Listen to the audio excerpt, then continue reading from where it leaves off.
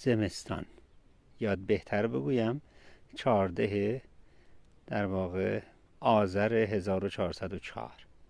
اینجا روستای در واقع چیه؟ کرنکفتر. اینا رو نگاه کنید. این برگا تازه رشد کرده. خب این گله.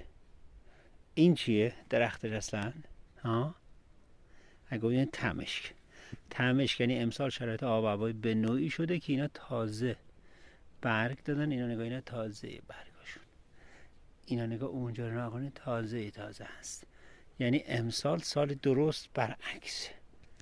در این شرایط که بایستی همه جا خشک باشه، اینا باید خشک بشن دیگه. البته در خیلی از جاها، در این جاها من در واقع چی دیدم؟ یعنی باید اینجور حالتی در واقع باشه، باید برگا ریخته باشه دیگه.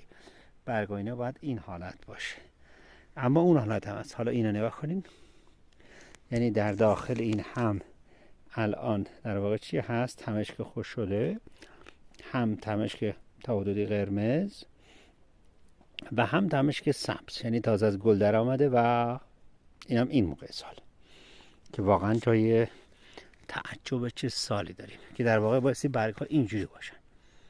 یعنی الان این فصل متناسب با این فصل باید برگ ها اینجوری باشن.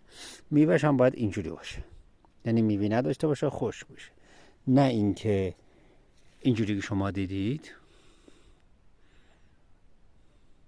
قرمز، یا این یکی را که در واقع دیدین اینجوری.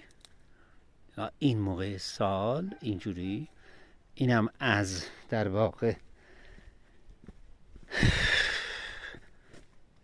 شگفتی های الان. انشالله خدا سال خوبی رو برای ما بذاره که این شرایط خوبی نیست. سایر درخت رو نکنه خوش شدن.